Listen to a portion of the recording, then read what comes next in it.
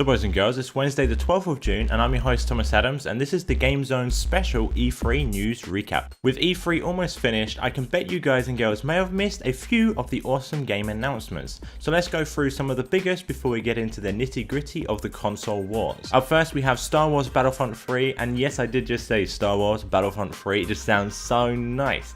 Now this game will be coming out very soon, and yes, you can't really see some gameplay, but it's an announcement. This game is coming and I cannot wait. Now it will be released on the Xbox One and PlayStation 4. Finally, we've got Kingdom Hearts 3, and I must admit that everyone and their mum is going absolutely crazy over the announcement of Kingdom Hearts 3, and one great thing is that it will be releasing on the PlayStation 4 and Xbox One, so everyone can enjoy this awesome game. As normal, a new Halo was announced, complete with a brand new trailer, and I'm used to be a Halo fan, but I'm kind of like so on the whole new Halo idea, and of course it will be an exclusive to the Xbox One just like all the previous Halos. Plants vs Zombies Garden Warfare, man, this game has just been previewed and the trailer is just so bizarre. It's like Call of Duty but with Plants vs Zombies. It's just crazy. Now it will be running on the same engine as the good old Battlefield, and it's just going to look absolutely amazing. Now it will be coming to Xbox One, 360 and the PC, and there's not quite any news about the PlayStation 4 version because they did say that they're not ready to announce anything else. A brand new Super Smash Bros was shown, and it includes quite a few new characters such as Mega Man, Wii Fit Trainer, and of course the villager from Animal Crossing. And yeah, people have been going nuts over that one particularly. Additionally, from Nintendo, we saw a brand new Mario Kart 8 and Super Mario World 3D. So Nintendo, they've got some other things as well, but I don't know, man. I want a Wii U, but PS4 and Xbox, they're just taking the limelight at the moment. Although Super Smash Bros, Pokemon XY, everything just looks absolutely amazing, and I cannot wait to play the villager as well. Dead Rising 3 was announced and includes a lovely trailer and not so lovely information. Now for one, I didn't quite like the gameplay information that was shared, but maybe they'll change it, and also it will be an exclusive to the Xbox One just like it was before, which is just sad. Dragon Age 3 aka Inquisition got a new trailer, and to be honest, I cannot decide if I really want to take the chance, because I threw money at Dragon Age 2 because I love the first one and it was a disappointment. So I don't know what I'm going to do about Dragon Age 3.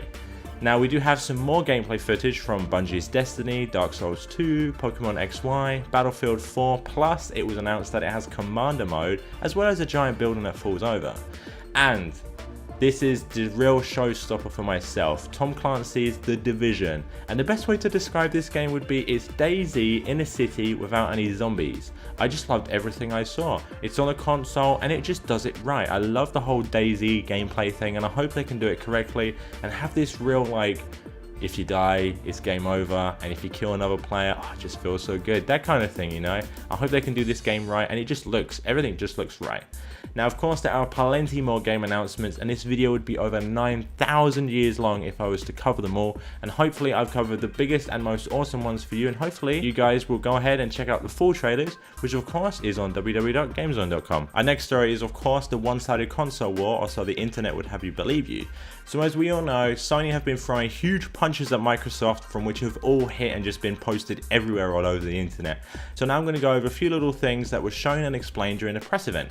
The PlayStation 4 will require an active monthly subscription that should cost $5 to play games online, such as the multiplayer mode. Now this PlayStation Plus subscription does not just make you just access like the online gameplay and stuff like that. It actually includes demos, betas, alphas, free games, and so much more. So basically $5 a month gets you tons of free games as well as the ability to play games online.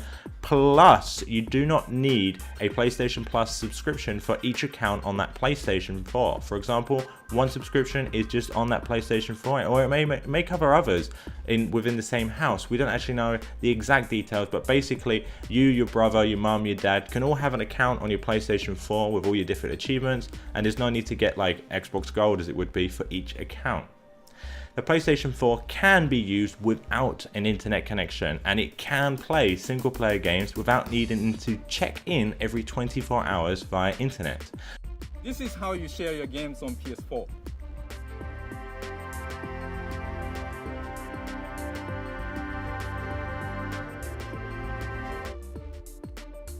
Thanks.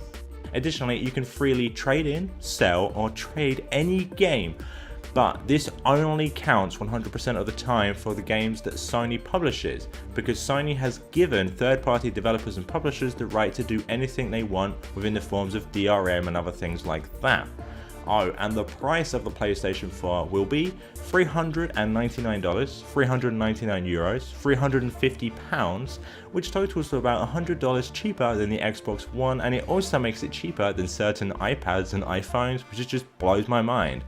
And the last little funny thing to mention is a little fact. For example, the Xbox One has a Blu-ray player. Well, every time Microsoft produce and manufacture an Xbox One in the factories, they actually have to pay Sony because Sony created a Blu-ray kind of thing, technology thingy-mabob. So yeah, it's pretty funny that every Xbox that is made, Sony do make a bit of money off it. So if you want to watch the full E3 event, click the link below and you'll be taken to the Sony's YouTube and you can watch the whole 2.5 hours of it. I'd definitely recommend it if you're looking to purchase this console. Over in the Xbox One corner, we should start with some not so good news. Up first, Microsoft's executive Don Matrick tells the interviewer to stick with the Xbox 360 if you don't have an internet connection. Who aren't able to get some form of connectivity. It's called Xbox 360. Right. So stick with 360. That's your message if you don't, like it? If you have zero access to the internet, that... From what I say, really? Yeah, I have internet. Obviously, I'm recording this and uploading this through the powers of the internet. But at the end of the day, my internet isn't the fastest because I live on a hill, and I know that with a lot of other people within the States and with other European countries, or even some crazy fucked up countries, their internet isn't 100% and they will experience DCs, lag spikes and that kind of thing. And we all know that will definitely probably affect the Xbox One's performance, and it will make me sad and make them very, very angry. Now the other main news I guess would be, well, if you pre-order the Xbox and buy it on day one, you get a special achievement for you special snowflakes out there, and a special controller.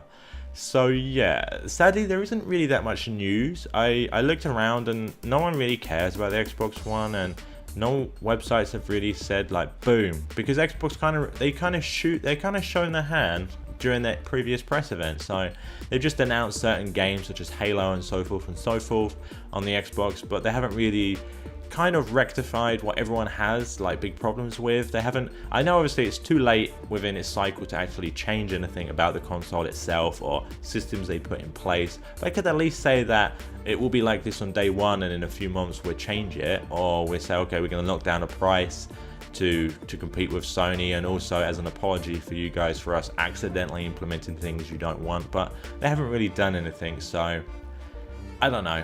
Obviously they both do not come out, both the PlayStation 4 and the Xbox One do not come out tomorrow or next month or in 2 months, but they will be coming out probably at the end of this year, Christmassy time, like they normally do, hopefully, or early next year. No one really knows when they will come out, but at the end of the day, only time will tell.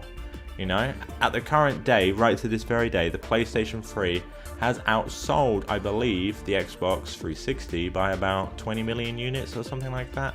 I don't know the exact number. It's about 10 to 20. You'd have, don't quote me on that. Just Google it, I guess. I should have done that. But yeah, so PlayStation 3, theoretically, the console is more popular than the Xbox 360.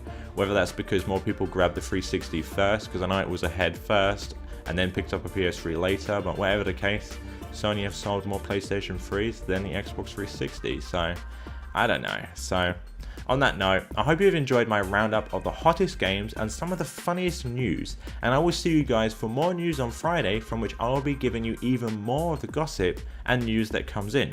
Until then, stay tuned on www.gamezone.com for the latest and greatest news, reviews, previews within the gaming industry.